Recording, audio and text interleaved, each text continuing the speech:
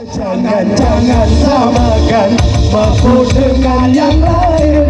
Orangnya terbawa dan senyumnya menawan, pakai warna merah, nomor urutnya 3. Semua jangan lupa, nomor urutnya 3.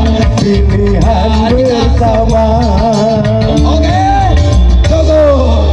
Sallallahu ala Muhammad,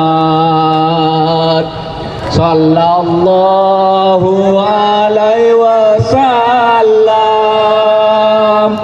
sallallahu ala Muhammad,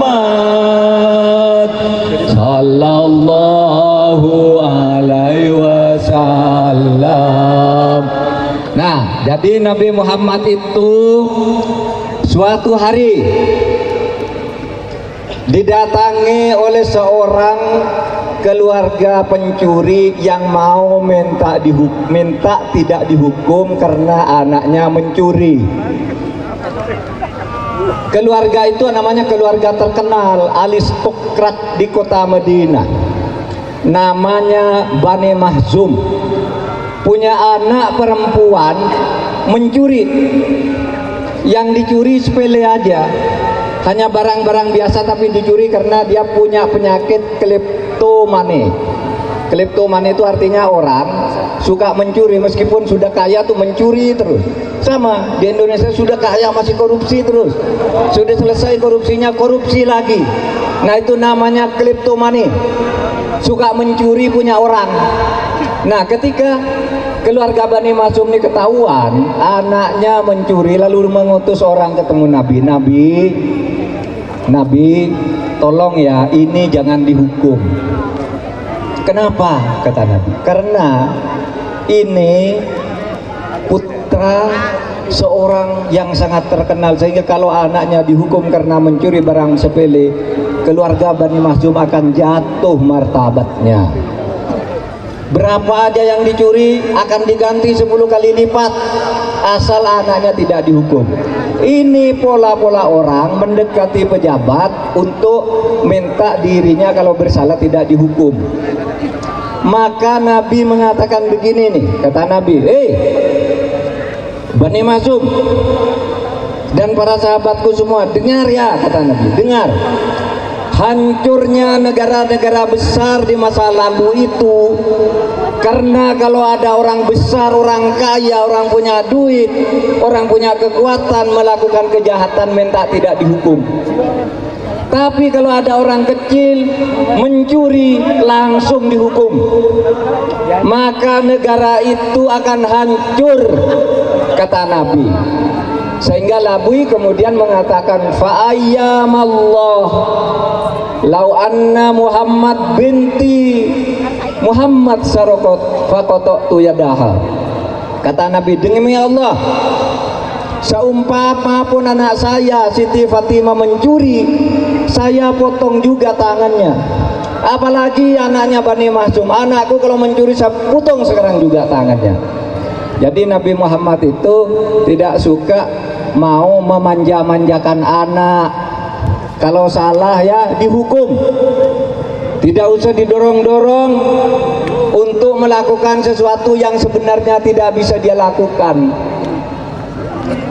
Saudara sekalian, jadi kata Nabi Muhammad, negara besar yang besar-besar sebelum Nabi lahir itu kan ada tuh, ada Mesir dengan Fir'aunnya yang hebat, ada Cina sangat terkenal kemajuannya, sehingga muncul hadis utlubul ilma walau bisin, cari ilmu meski ke Cina. Ada negara Romawi, ada negara Persia. Kata Nabi itu hancur berguguran. Kenapa? Karena keadilan tidak ditegakkan. Jadi Indonesia yang besar ini, Indonesia yang besar dari Sabang sampai Merauke dengan 276 juta penduduk per hari ini kalau diperlakukan tidak adil akan hancur. Terkadang ketidakadilan itu dijual belikan, saudara, oleh hakim, oleh jaksa, oleh polisi. Ayo, itu yang sana tuh, Pak Mahfud, kamu memfitnah, nanti saya laporan loh, saya ponakannya Pak polisi ke saya. Mau saya ajak ke penjara, saya tunjukkan ini loh polisi yang congornya mencuri ini. Pak Mahfud awas loh. Paman saya hakim, saya laporkan Pak Mahfud memfitnah hakim. Ayo ikut saya tunjukkan di penjara. Ada 4 hakim agung di penjara sekarang ini. Belum lagi hakim yang kecil-kecil. Kejaksaan juga sama. Jadi bagaimana hukum mau tegak kalau di lingkungan aparat penegak hukumnya itu busuk? Oleh sebab itu saudara, di musim kampanye ini banyak orang menjanjikan penegakan hukum, menjanjikan pemberantasan korupsi.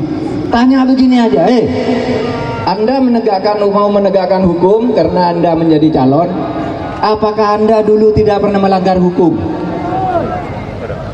Tanya gimana orang mau menegakkan hukum kalau dirinya suka melanggar hukum?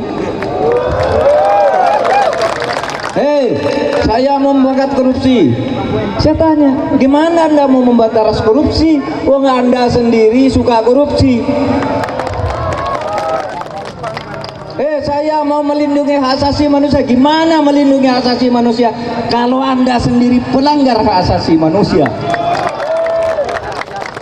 Saya mau hidup bersama rakyat dalam kesederhanaan dengan pas-pasan. Gimana mau pas-pasan kalau harga sepatunya aja 70 juta, arlojinya 100 juta, outfitnya 32 juta. Gimana mau hidup sederhana seperti itu? Nggak bisa. Oleh sebab itu saudara, kalau memilih pemimpin, pilihlah bukan hanya membaca visinya, pilih bukan hanya mendengar pidatonya, ya, tapi pilih apakah orang ini benar masa lalunya. Itu yang disebut track record. Saudara, memilih pemimpin Indonesia itu adalah pemimpin yang bisa menjamin keutuhan dan kesatuan NKRI.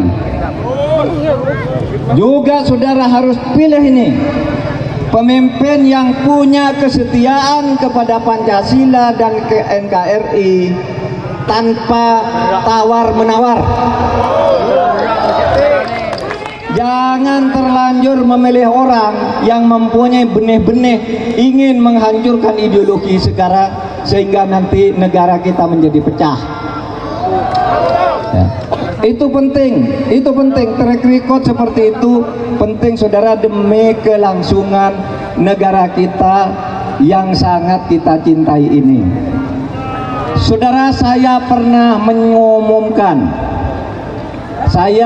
mengumumkan catatan yang diumumkan, bukan pengumuman saya, catatan yang diumumkan oleh KPK pada tahun 2013 dan 2014. Katanya waktu itu yang mengumumkan itu namanya Pak Abraham Samad, dan saya percaya itu benar. Kata dia, seandainya di Indonesia ini korupsi di bidang pertambangan saja bisa dihapus, maka seluruh rakyat Indonesia ini akan mendapat uang minimal 20 juta setiap kepala setiap orang. Ini pengumuman Pak Abraham Samad. Dari mana ngitungnya Pak Samad? Katanya dia ngundang orang dari Amerika, Rusia, dan negara-negara lain, ditambah dengan ahli Indonesia, disuruh menghitung potensi kekayaan alam Indonesia. Waduh, ini Pak, yang tambangnya aja sekian, tapi jumlah korupsinya sekian. Ini kalau bisa dihapuskan korupsi ini bisa dibagi ke rakyat Indonesia dengan cuma-cuma, mulai dari bayi sampai orang tua, minimal 20 juta rupiah per bulan. Ini bukan janji saya, tapi catatan saya terhadap pengumuman pejabat resmi. Ada lagi nih yang penting. Pada tanggal 17 Januari, beberapa hari lalu, saya diundang ke kantor KPK dalam acara Paku integritas, artinya penandatanganan untuk menjaga agar Indonesia tidak korupsi. Ketua KPK tuh berpidato begini, besok kalau mau mengangkat pejabat, kalau LHKPN-nya tidak beres, tidak boleh menjadi pejabat. LHKPN itu laporan harta kekayaan. Punya harta misalnya 20 miliar, dilaporkan 2 miliar, yang 18 miliar disembunyikan. Atau kalau orang sudah menjadi pejabat, tiba-tiba di tengah jalan LHKPN-nya tidak beres, pecat dia sebagai pejabat. Saudara, saya kira yang ditawarkan oleh KPK ini studi yang mendalam tentang korupsi dan pemberantasan korupsi di negeri ini. Nah, oleh sebab itu kita perlu pemimpin yang berani melakukan itu, tetapi juga pemimpin itu harus mendapat dukungan dari rakyat. Mau ke saudara mendukung pemimpin yang seperti ini? Mau. Itu saudara kalau ingin memperbaiki Indonesia. Tegakkan hukum dan keadilan. Sayyidina Ali karramallahu wajhah pernah mengatakan begini, tabqa ad-daulah al-adilah wa in kanat kafiratan wa tafna ad-daulah az-zalimah wa in kanat muslimatan. Makanya jangan pede-pede itu. Apa artinya? Akan menjadi kuat dan abadi suatu negara yang dipimpin secara adil, meskipun mungkin formalitasnya tidak Islam, tapi akan menjadi hancur lebur sebuah negara yang dipimpin secara tidak adil, meskipun mungkin pemimpinnya mengaku-ngaku Islam. Oleh sebab itu, keadilan ini menjadi lebih penting. Penegakan hukum ini menjadi lebih penting dari program-program yang lain. Program yang lain boleh dibuat sehebat mungkin, tetapi harus dikawal oleh hukum yang benar. Karena saya katakan, kalau penegakan hukum di Indonesia ini beres, semua persoalan di Indonesia sisanya tinggal 50% yang bisa diselesaikan dengan jauh lebih mudah. Saudara sekalian, apa yang melatar belakangi kita membuat program-program populis? Yaitu tadi, banyak korupsi merajalela, tapi orangnya bebas, dicinca-cincai, uangnya dibagi di antara penegak hukum misalnya, sehingga rakyatnya miskin. Nah, oleh sebab itu dari rakyat miskin, kalau korupsi ini dibersihkan, penegakan hukum dilakukan dengan baik, maka nanti kita bisa membuat program seperti yang diumumkan. Apa? Kita akan memberi subsidi pupuk yang murah. Kita akan nih lagi yang belum diumumkan tadi. Kalau kita menang, maka kita akan membebaskan hutang para petani dan nelayan kepada negara. Saudara, hutang para petani dan nelayan karena gagal itu kalau dihitung jumlahnya hanya 687 miliar. Kecil karena yang dikorupsi itu triliunan. Catat ini, nanti kalau Ganjar Mahfud menang, hutang seluruh petani terhadap pemerintah, nelayan hutang terhadap pemerintah akan diputihkan, akan dihapuskan. Catat ini, saya mengatakan di Lampung pada hari ini, tanggal berapa nih? Nah, saya mengatakan di Lampung tanggal 25 Januari tahun 2024 pukul 13.10. Catat, kalau Ganjar Mahfud menang, katanya mau membebaskan hutang para petani, hutang para nelayan. Catat, saya mengatakan hari di sini, tagih besok. Karena apa, saudara? Membayar uang cuma 680 miliar, tapi kita bisa membabat koruptor yang jumlahnya triliunan tuh, ngambil 680 miliar tuh peanut, kecil. Ya.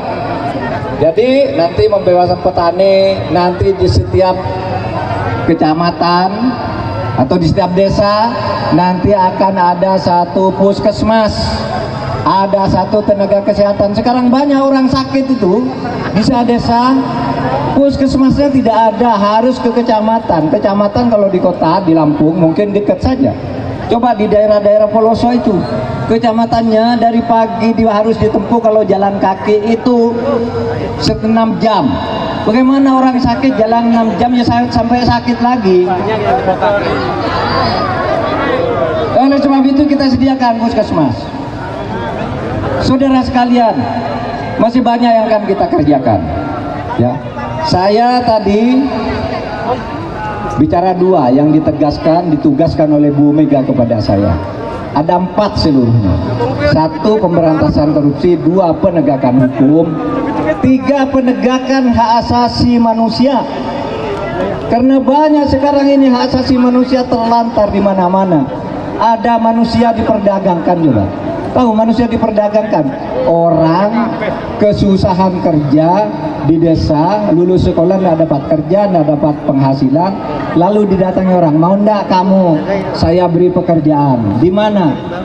Di luar negeri, gajinya 20 juta, mau tanda tangan, dicarikan paspor, kemudian dikirim ke luar negeri apa? Dijadikan budak-budak yang tidak digaji. Ini yang banyak terjadi, itu namanya tindak pidana perdagangan orang, melanggar hak asasi. Ada juga pembunuhan dan kejahatan lain yang tidak diungkap sampai tuntas. Dia diumumkan, ini katanya Pak, saya punya bukti bahwa ini melakukan penambangan liar, backingnya Pak ini setiap bulan dapat segini, ditangkap orangnya, tetapi yang ditangkap yang melapor, yang dilaporkan tidak diproses. Saudara, itu selain pencurian terhadap harta negara, juga pelanggaran terhadap hak asasi manusia. Orang melapor malah ditangkap, yang melapor, yang dilaporkan tidak diapa-apain. Dan yang terakhir, saya juga diberi pesan oleh Bu Mega yang keempat,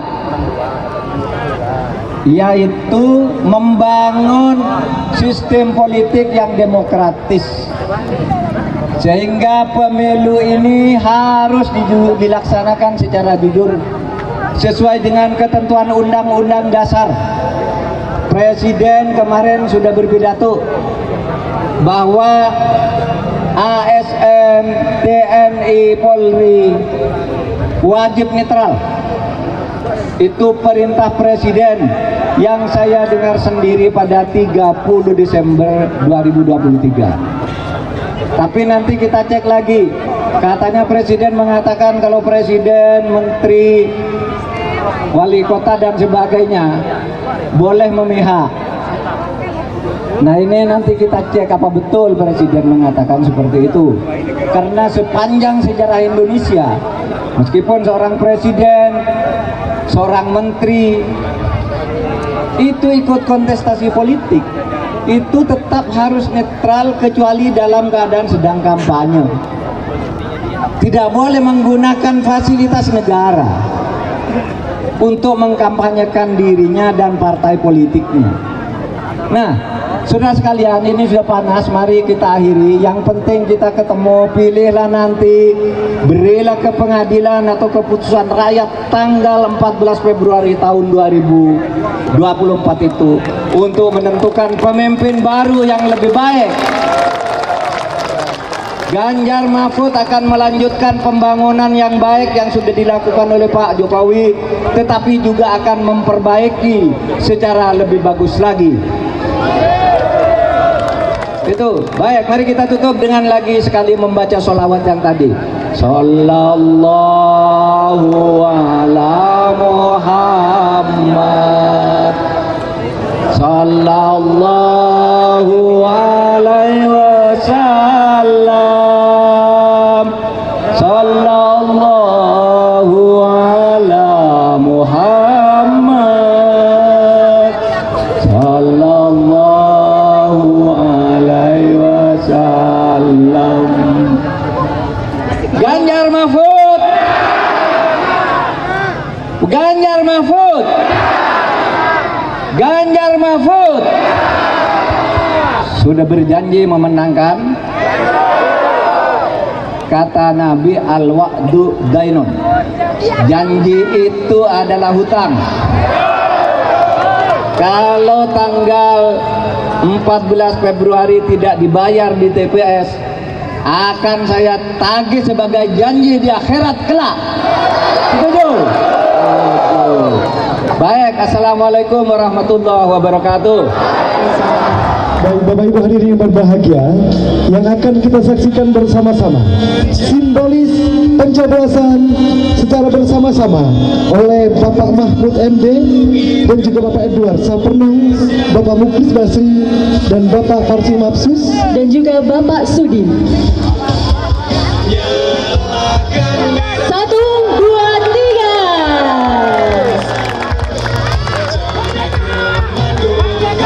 Ganjar Mahfud. Ganjar Mahfud. Ganjar Mahfud. Ganjar Mahfud.